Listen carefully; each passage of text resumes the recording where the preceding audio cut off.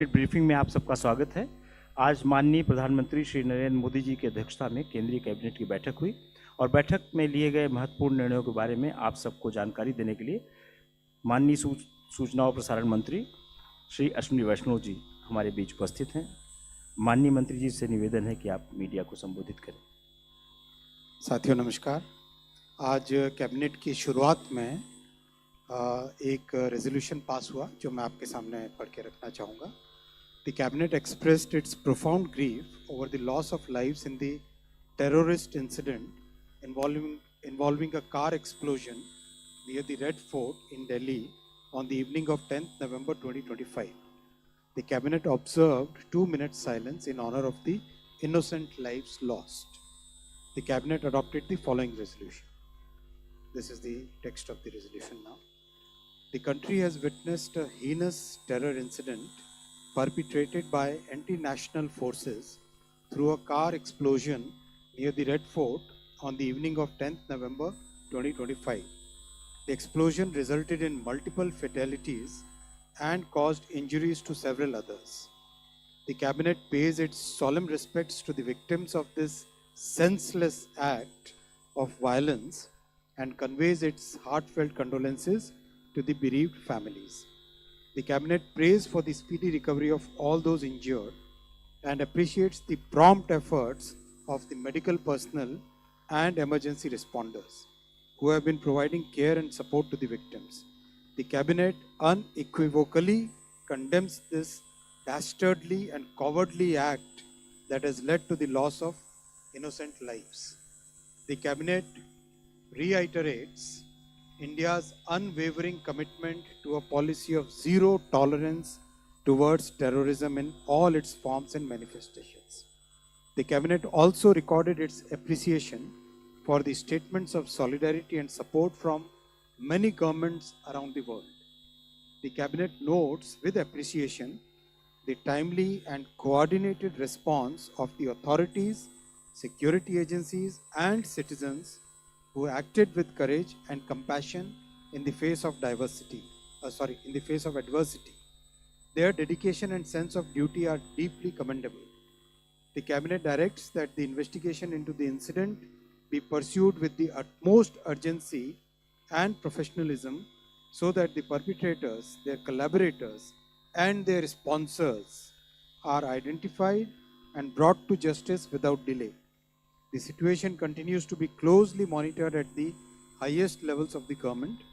The cabinet reaffirms the government's steadfast resolve to safeguard the lives and well-being of all Indians, consistent with its enduring commitment to national security and the safety of every citizen.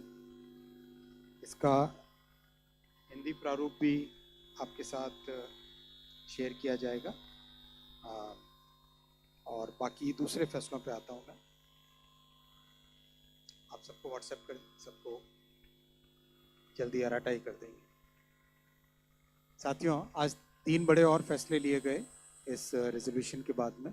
सबसे पहला एक नया export promotion mission launch किया गया है 25,060 crore rupees का।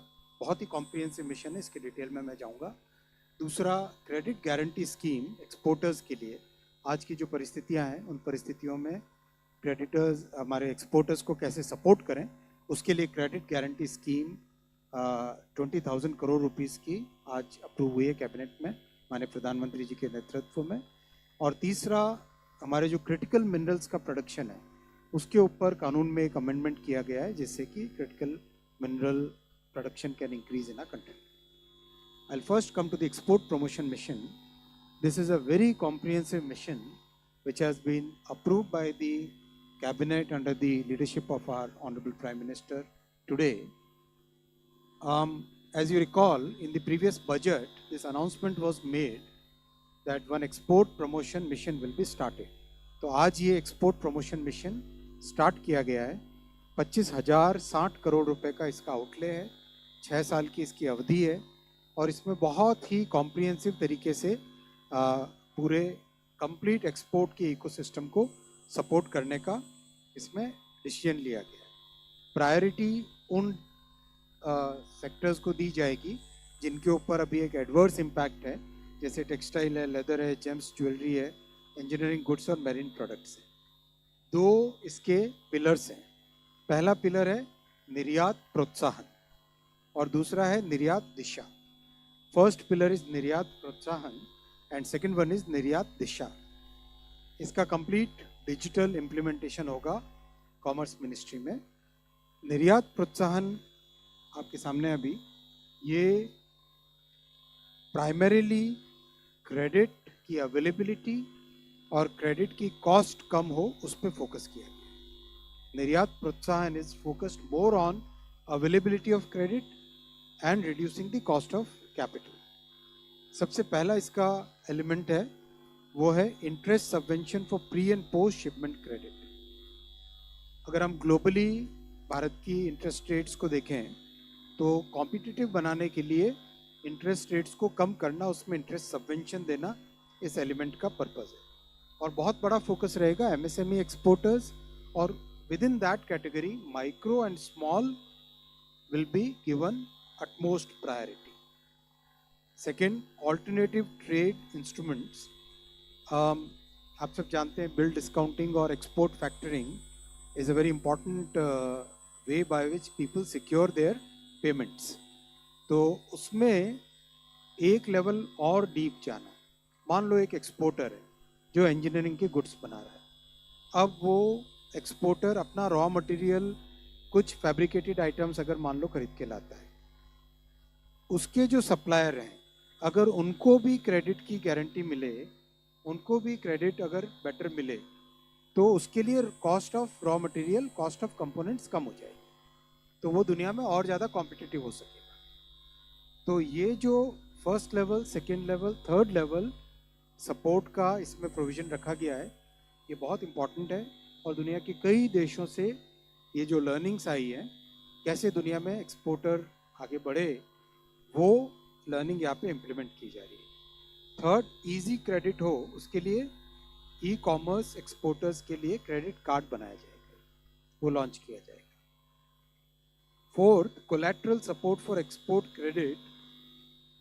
अभी भी हम जानते हैं एक्सपोर्ट क्रेडिट में कई बार वर्किंग कैपिटल मिलता है, कई बार टर्म लोन मिलता है, फिर भी कहीं ना कहीं कुछ ना कुछ गैप रह जाता है। तो उस गैप को कैसे फुलफिल करें, उस गैप को फिलअप करने के लिए ये फोर्थ एलिमेंट रखा गया है। और लास्ट है जो कुछ हाई रिस्क मार्केट्स होते हैं, वहाँ पर छोटे एक्सपोर्टर्स नहीं जा पाते, एमएसएमई एक्सपोर्टर्स वहाँ पे नहीं जा पाते, क्योंकि उनकी क्रेडिट की अवेलेबिलिटी, क्रेडिट की कॉस्ट, फिर क्रेडिट को गारंटी करना, एक्सपोर्ट के बिल को डिस्काउंट करवाना, वो सब बहुत महंगा पड़ जाता है।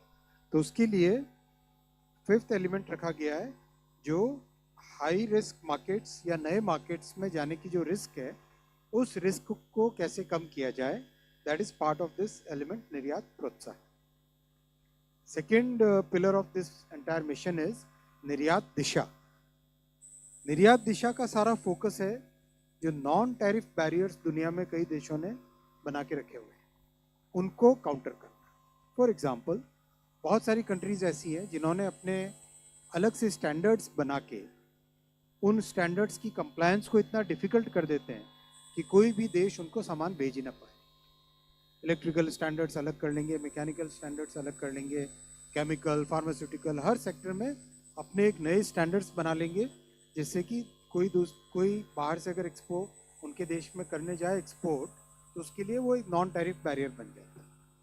उन सब कंप्लायंसेस के लिए और जो technical evaluation, technical measurements, checking, certification, उस सब की कॉस्ट होती है, उस कॉस्ट को इसमें मीट किया जाएगा निर्यात दिशा के माध्यम से। सेकेंड इसमें एलिमेंट है सपोर्ट फॉर मार्केट एक्सेस। बहुत सारे इंटरनेशनल ट्रेड फेयर्स वगैरह इतनी हाई फी रखते हैं कि हमारे माइक्रो और स्मॉल एक्सपोर्टर्स, उनको वो चांस ही नहीं मिलती है to be able to exhibit their goods and services in those international exhibitions. उसके सपोर्ट के लिए मार्केट एक्सेस का एक एलिमेंट रखा गया है। थर्ड एलिमेंट रखा गया है एक्सपोर्ट वेयर हाउसिंग। बहुत इंपॉर्टेंट है, जस्ट इन टाइम आजकल लोग मांगते हैं, तो उस केस में जस्ट इन टाइम सप्लाईज के लिए प्रॉपर वेयर हाउसिंग, प्रॉपर जो ग्लोबल स्टैंडर्ड्स के लॉजिस्टिक्स के एलिमेंट्स हैं, उन सब का ध्यान में रखते हुए एक्सपोर्ट वेयर हाउसिंग का इसमें रखा गया एलिमेंट। फोर्थ है inland transport and handling.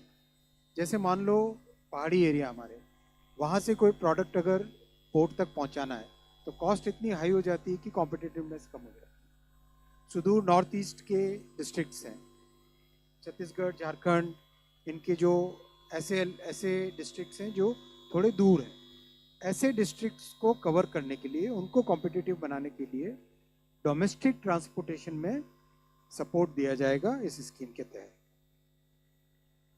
Fifth है एक्सपोर्ट ब्रांडिंग और पैकेजिंग पे बहुत सपोर्ट दिया जाएगा।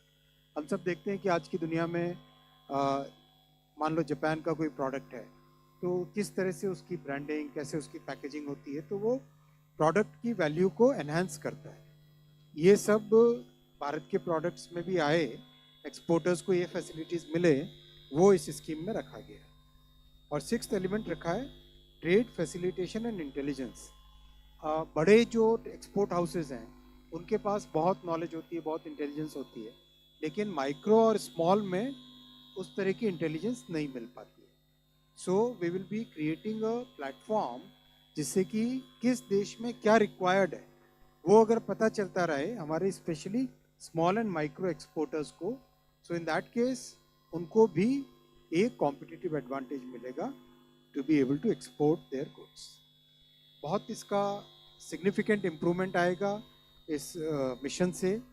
और जैसा कि आप जानते हैं पिछले दशक में हमारे एक्सपोर्ट्स करीब करीब डबल हुए हैं, ऑलमोस्ट 8% CAGR ग्रोथ रेट से ग्रो हुए हैं, जबकि ग्लोबल ट्रेड केवल 3% के आसपास ग्रोथ है, और हमारा उससे डबल रेट से हमारे एक्सपोर्ट्स ग्रो हुए हैं। एंड एक के बाद एक नए प्रोडक्ट कैटेगरीज में दुनिया भर में भारत का नाम हो रहा है। तो ये कंप्लीट प्रोग्राम से भारत के एक्सपोर्ट्स का जो बड़ा टारगेट लेके चल रहे हैं $1 ट्रिलियन और उसके भी ऊपर, वो अचीव करने में मदद मिलेगी।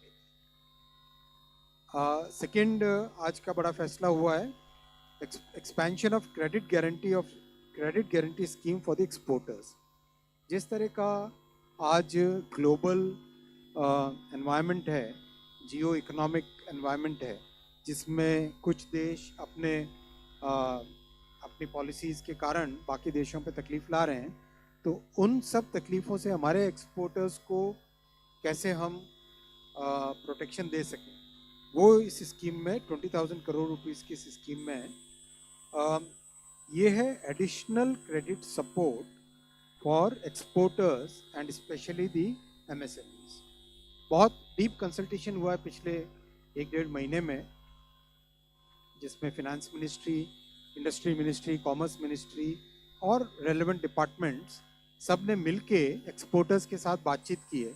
तो उन सब का बहुत क्लियर एक रिकमेंडेशन आया था कि जो क्रेडिट की अमाउंट है और जो क्रेडिट का पीरियड है और जो क्रेडिट का कॉस्ट है उसको सिग्निफिकेंटली रिड्यूस करने के लिए गवर्नमेंट स्टेप ले। तो इसके लिए आज 20,000 करोड़ रुपीस का एक नई स्कीम चालू की गई है, जिसमें additional 20% credit capital, additional working capital 20% दिया जाएगा एक्सपोर्टर्स को। मान लो किसी की 100 करोड़ रुपीस की एक्सपोर्ट क्रेडिट की लाइन है, वर्किंग कैपिटल की लाइन है, 20 करोड़ और एक्स्ट्रा मिलेगा, और उसमें इंटरेस्ट की कॉस्ट कम रहेगी, और उसमें भी एक कैप लगाया गया है कि बैंकिंग सेक्टर से इंटरेस्ट होगा तो उसका कैप इतना है, NBFC से इंटरेस्ट है तो उसका एक कैप है, और इंटरेस्ट को प्रीवियस क्रेडिट से 1% लेस पे रखना है। साथ ही साथ जो national credit guarantee trustee company है NCGTC, वो 100% गारंटी करेगा to the credit, so that the cost of credit reduces significantly. 31 मार्च 2026 तक इसको इम्प्लीमेंट कर लिया जाएगा। और साथ ही साथ ये भी उसमें स्कीम में है कि अगर एक्सटेंड करना पड़ा तो फिनेंस मिनिस्टर के अप्रूवल से उस स्कीम को एक्सटेंड भी किया जा सकेगा। बहुत इम्पॉर्टेंट है ऐसे टाइम में इंडियन एक्सपोर्टर्स को सपोर्ट करने का, ये बहुत ही महत्वपूर्ण कदम है, और ये दिखाता है कि किस तरह से हमारे MSMEs के साथ सरकार पूरी तरह से खड़ी है। तीसरा फैसला लिया गया क्रिटिकल मिनरल्स प्रोडक्शन, कुछ क्रिटिकल मिनरल्स देश में ऐसे हैं अवेलेबल जिनके रॉयल्टी के स्ट्रक्चर को चेंज करने की ज़रूरत थी। बहुत ज़्यादा हाई रॉयल्टी इम्पोज करके रखी हुई थी, उनको रिड्यूस किया गया। पहला है ग्रेफाइट, दूसरा है जिरकोनियम, तीसरा है रूबिडियम और चौथा है सीजियम। इन तीनों पे आज कैबिनेट में फैसला हुआ कि इनके ऊपर जो रॉयल्टी है वो रिड्यूस की जाएगी, जिससे कि इनका प्रोडक्शन बढ़े। और ये सारे के सारे ऐसे एलिमेंट्स हैं जिसका देश में बहुत उपयोग है, खासकर electric vehicle industry, electronics manufacturing industry और स्ट्रैटेजिक सेक्टर्स में, सब में इनका बहुत उपयोग है। तो ये जो फैसला लिया गया है आज, उससे जो नए ब्लॉक्स अभी ऑक्शन होने वाले हैं, ग्रेफाइट, जिरकोनियम, रूबिडियम और सीजियम के नए ब्लॉक्स जो ऑक्शन होने वाले हैं, उसमें अच्छा पार्टिसिपेशन भी आएगा और ओवरऑल प्रोडक्शन को इंक्रीज करने में इससे मदद मिलेगी। ओवरऑल इसके लिए लॉ को अमेंड करने की ज़रूरत, केवल स्केड्यूल को अमेंड करने की ज़रूरत है, लॉ के मेन टेक्स्ट में अमेंडमेंट की ज़रूरत नहीं। ये 3 बड़े फैसले थे साथियों और एक बड़ा रेजोल्यूशन था। Now I take questions. Thank you sir. 25 number, first row से, लेफ्ट से। सर, मेरा नाम ब्रह्म प्रकाश दुबे है, जी न्यूज़ से। मेरा सवाल ये है कि सर, जो लाल किले धमाके को लेकर जो कैबिनेट ने प्रस्ताव पास किया है, क्या सरकार ने इसे आतंकी हमला माना है? और जिस तरह से आतंकी संगठनों के नाम आ रहे हैं, क्या इसके पीछे पाकिस्तान का नाम भी सामने आया है? सरकार इसको कैसे देखती है? Thank you. मैंने रेजोल्यूशन के टेक्स्ट को आपके सामने पढ़ा। बहुत स्पष्ट तौर पे जघन्य आतंकवादी घटना।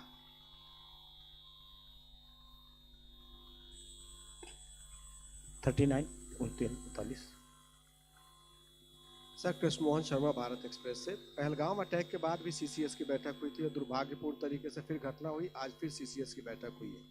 उस बैठक में ये निर्णय लिया गया था कि any such act will be treated as a act of war.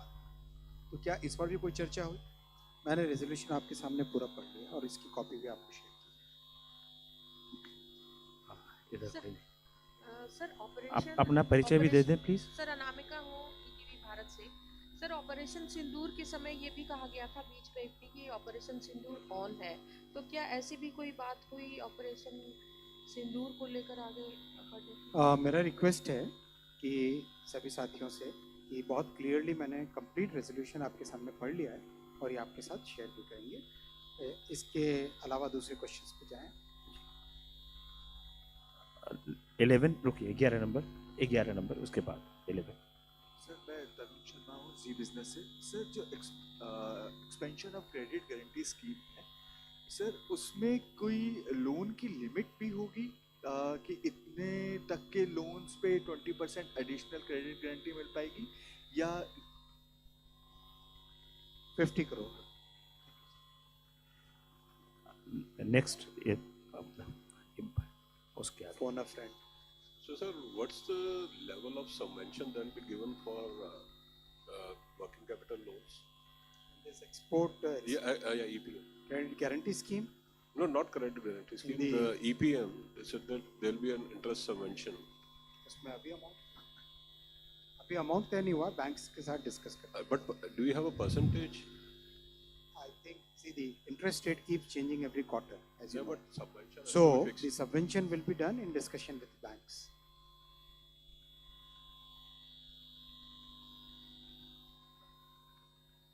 Sir नमस्ते, मैं सुजीत ठाकुर, दैनिक भास्कर से। रेजोल्यूशन तो बहुत ही क्लियर कट है, इसमें कहीं डाउट नहीं है। बस इसमें जो समझ पाया, टेरर अटैक है और इसके प्रिपेरेटर जो हैं वो एंटी नेशनल हैं, मतलब इसका एम्बिट हमारे बाउंड्री से बाहर नहीं है। आपका इंटरप्रिटेशन इसको पढ़ के आप एनी मोर क्वेश्चन? अच्छा, एक 127। So this export credit scheme, is it for existing exporters, or it is for all the exporters, or for existing ones? existing. This is expansion of the credit. You are talking of this one. This one, Yeah, expansion. yes. This is for the existing.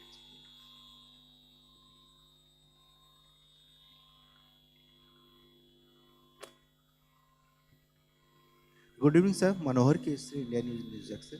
Sir, आपने निर्यात प्रोत्साहन में credit cards की चर्चा की है और e commerce exporters होंगे, तो क्रेडिट कार्ड्स की मैक्सिमम लिमिट क्या होगी और किस तरह से वो अप्लाई कर पाएंगे, इस पे कुछ हुई है? डिटेल्स आएंगे आपके पास?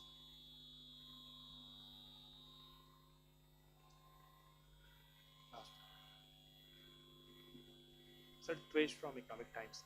सर, जो 25,000 करोड़ का आपने मिशन अनाउंस करा है, इसमें से how much allocation will be for non tariff addressing non tariff issues and how much will be for addressing the other issues? इसका ब्रेकअप है।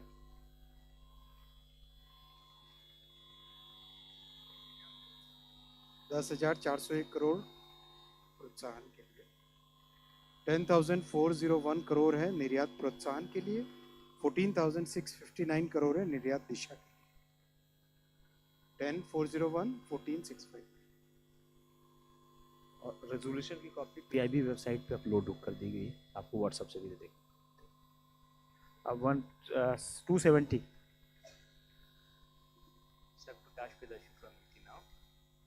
Has the cabinet considered the ongoing trade deal with the US for finalizing this scheme? सारे factors को करके ही लिए जाते हैं फैसले।